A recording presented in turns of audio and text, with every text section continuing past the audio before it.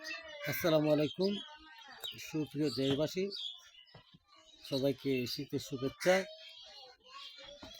আসছি 12ই ফেব্রুয়ারিতে বাংলাদেশে নির্বাচন হবে।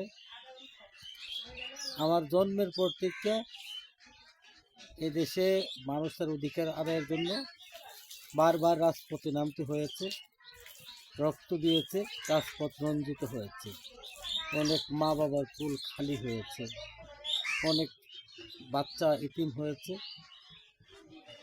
মানে সর্বোপরি আমাদের দেশটা স্থির হচ্ছেই না হওয়ার মূল কারণ হলো আমরা যে সরকারকে ভোটের মাধ্যমে নির্বাচিত করি, আমাদের নির্বাচন প্রক্রিয়াটা এমন যে আমরা সত্য বিসর্জন দিয়ে ফেলি, অর্থাৎ তাদের হাতে আমরা সব তুলে দিই। তখন সে যা খুশি তা করতে পারে। এমনও দেখা যায় রাষ্ট্রের স্বার্থের বাইরে গিয়ে ভারতের সাথে বিভিন্ন চুক্তি মুক্তিও করে ফেলে, যা আমাদের সার্বভৌমত্বের জন্য মারাত্মক হুমকি। তাই আসছে নির্বাচনে আপনি যাকে খুশি তাকে ভোট দিন, সরকার বানান, সমস্যা নাই, কিন্তু দেশের স্বার্থে, জনগণের স্বার্থে আপনারা হা ভোট দেবেন। এই হা ভোট যদি পাস হয় তাহলে আপনার দেশে তত্ত্বাবধায়ক সরকার থাকবে। দেশে পিএসসি একদম মানে পিএসসি, যে পিএসসির অধীনে বাংলাদেশে বড় বড় চাকরিগুলো হয়, পিএসসি স্বাধীন থাকবে। যদি পিএসসি স্বাধীন থাকে তাহলে আপনি যে দলই করুন না কেন, আপনার দল যদি নির্বাচনে পাসও না করে, ফেলও করে, কিন্তু আপনার চাকরির জন্য ওই ওই যে আপনি বিরোধী দল যে সরকার হয়েছে তার মন্ত্রী আমলার কাছে গিয়ে আপনাকে ধর্ণা দিতে হবে না। আপনি বা আপনার সন্তান তার যোগ্যতা অনুযায়ী সে চাকরি পাবে।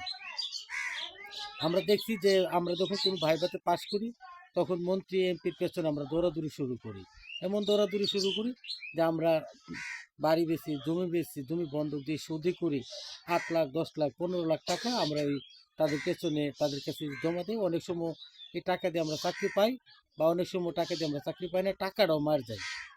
এই সংস্কৃতি থেকে বেরিয়ে আসার জন্য, পিএসসিকে স্বাধীন করার জন্য, মানে আপনি পিএসসি স্বাধীন হোক, কোনো সরকারের মানে কুক্ষিগত না হোক, এই পক্ষে আপনি হা ভোট দেবেন। আর আপনি যদি না ভোট দেন তাহলে পিএসসি ওই সরকারের অধীনেই থাকবে।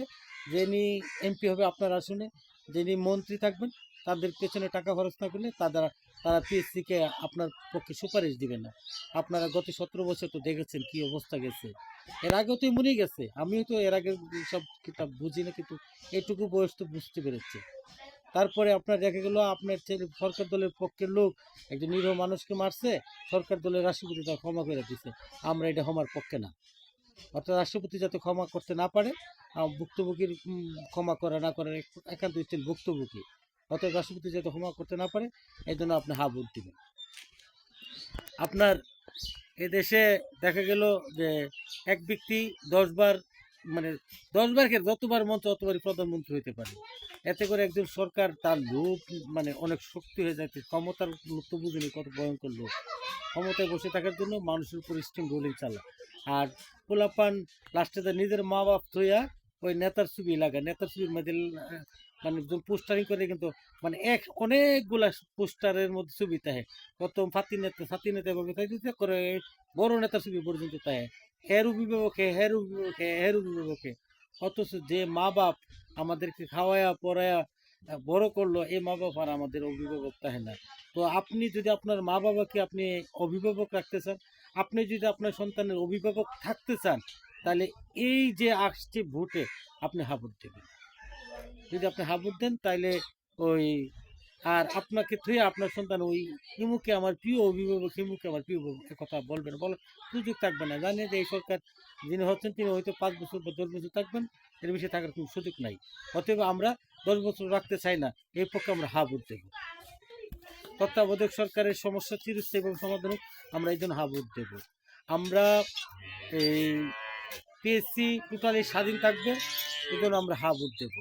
আমরা ভুক্তভোগীর পরিবারে মানে কোনো মানে খুন খুন করা কোনো খুনিকে রাষ্ট্রপতি মানে মনে চাইছে সে ক্ষমা করে দিল তার দলের লোক বলে, এটার পক্ষে এটা যাতে না হইতে পারে, এই জন্য আমরা হা ভোট দেবো। সবাই ভালো থাকবেন।